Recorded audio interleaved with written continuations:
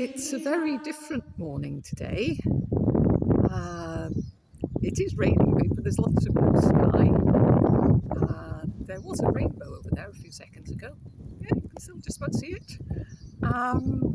Lazy day, going to Inversnaid, and then meeting friends for the next few days to walk some of the Aurige Alps, weather permitting.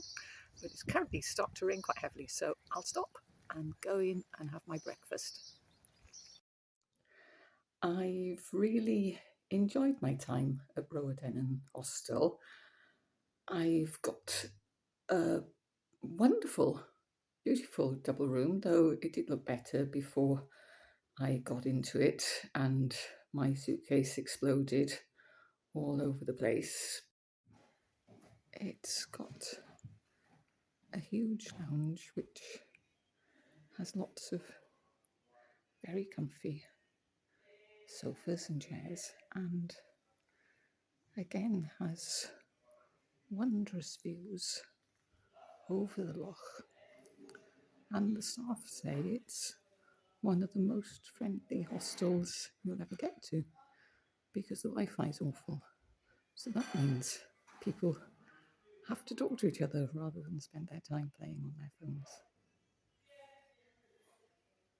I've met a chap from Lancashire who's sitting in what he recalled Internet corner, the one place in the hostel with any internet connection.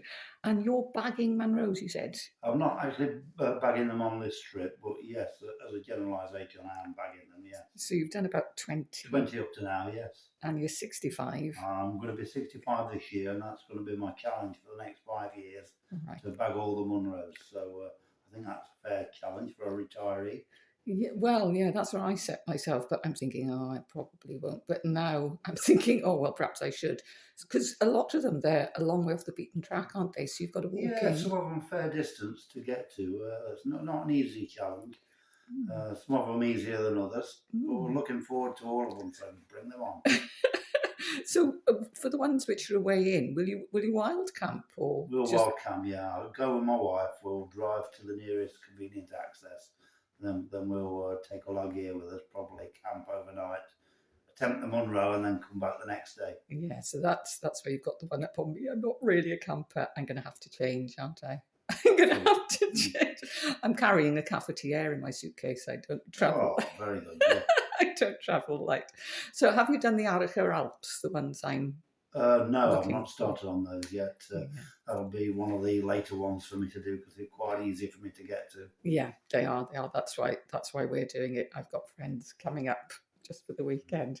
Well, good luck with the rest of your West Highland Way. Hope you enjoy it. Thank you, and it's been a pleasure being part of your vlog. Thank you. Bye-bye. Bye-bye. Coming up for 9 o'clock, I'm one of the last people to leave, but then I've probably got one of the shortest days of anyone here today, just 7 miles to Inversnaid. I've got my waterproofs on and the cover on my bag because it is raining on and off, but nothing very heavy. I think weather-wise it should be a lot calmer today than it was yesterday. Kid yourself that walking alongside a loch or a lake will be flat. Walking along Loch Lomond is far from flat.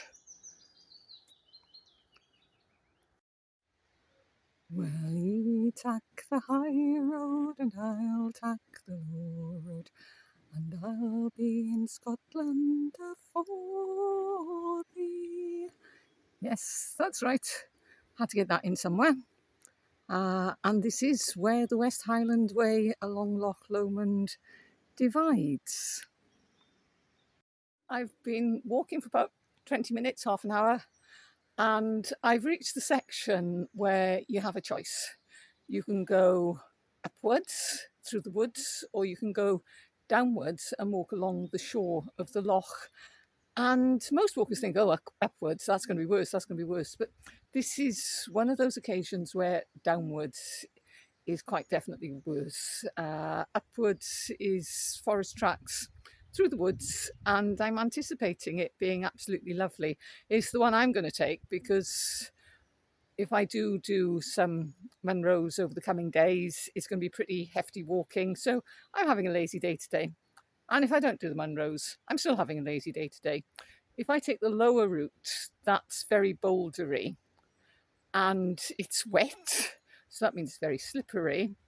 I know this is pretty miserable of me to say it, but from talking and reading, I get the impression that most accidents on the West Highland Way occur on this stretch around Loch Lomond. They don't happen around Glencoe. They don't happen on the Devil's Staircase, although you've got to be careful there. Obviously, got to be careful everywhere. But this stretch along Loch Lomond, it's deceiving. And it's far from easy. So today I'm going to take the more gentle option. I doubt if that'll be easy either, but it'll be more gentle and I'll get to Inversnaid, hopefully in one piece and okay to get on my ferry.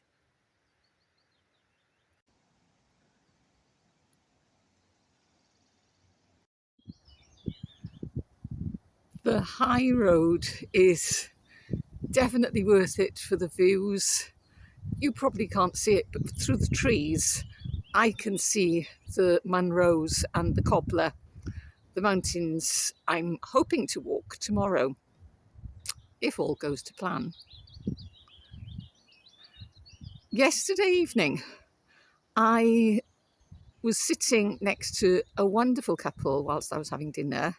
I'd say they were sort of 10 years, perhaps more, older than me, and very experienced walkers.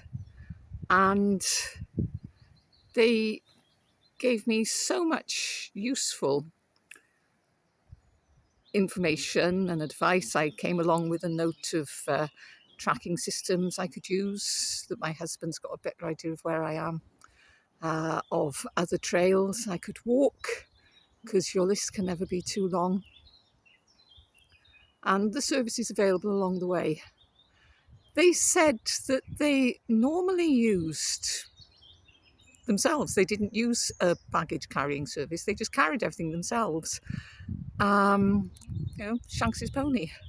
But this time they were using a baggage transport service because the woman had been diagnosed with cancer and was receiving radiotherapy, and so was unsure whether she could manage walking the West Highland Way and carry the weight. And apart from being so, inspired by them for walking in such circumstances, it also reminded me, if you want to do something, do it now. Do it now. Don't worry about what's standing in the way. It might mean you need a little bit of help. It might mean that you do things differently from how you've done them in the past. But do it now, because you don't know what's round the corner. This might be your one and only chance. This might be my only chance of walking the West Highland Way.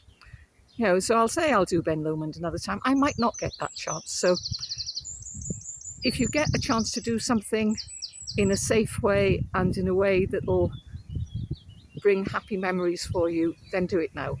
Don't put it off until tomorrow.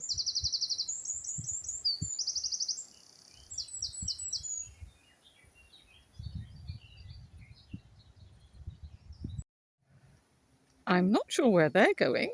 Perhaps they've got fed up of the high road and have decided to go down to the low road after all. These adventurous people. No, there is indeed a sign pointing that way. It's not the route that shows on the Ordnance Survey map, but I'll be adventurous and I'll follow it as well. And I've met the two people I met on Ben Lomond yesterday, and I have to apologise because they are not Austrian, they're Germans. Germans, yes. Yeah, and you come from, where did you say you came from? Cologne. But Yeah. Germans don't pronounce it Cologne, do they? Yeah, no Cologne. Oh, you say, oh, Cologne's okay, yeah. Yeah. Where I've spent time and they have very nice beer. So Okay, yeah. That's what you mentioned yesterday. yes, Yeah. yes. But very nice other things as well. So very good. beautiful Okay. city. So bye then. Thank you very much, and then hopefully we are on the right path. Well, we all hope that. Yeah, Okay, yeah. bye then. Yeah, bye. After a bit of a discussion with the lovely Germans, not Austrians, Germans, we all decided that actually the path we were on was looping back to the lower West Highland Way path and going back to Rowardennan. So we've all made our way back onto this top path. And it makes sense on the map. It's quite a windy old track with a very steep slope down to the side of me, but the bluebells are gorgeous and definitely something to enjoy. I have under 2 miles to go, and I've just put my waterproof on for about the 4th time today, and again the sun has come out. But when you see a sight like this, you don't care about the fact you've got your waterproof on. My waterproof can stay on now. Can't be bothered taking it off and putting it on anymore. And I'm just going to enjoy these glorious, glorious bluebells.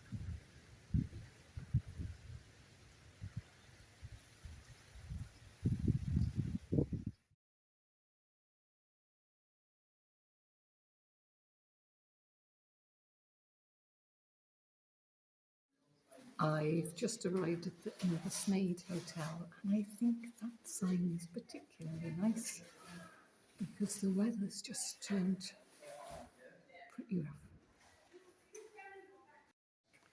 The weather is looking pretty rough out there, and so it's especially appreciated that the hotel, which is quite a famous hotel, Charles Dickens Statue and Queen Victoria Statue, allows people like us to just come in, make ourselves at home, eat our own food, don't even have to buy a drink.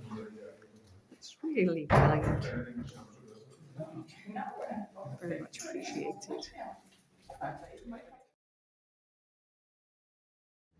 Well, I'm now on the ferry going from Inversnaid across the Tarbet, and the weather's turned pretty rough. I was told to get on the ferry quick, on the boat fast because it was going to be rough.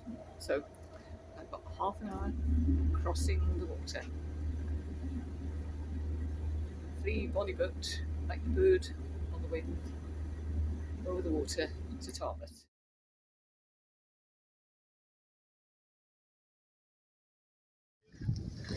Well, here I am on the western shores of the bonny banks of Loch Lomond.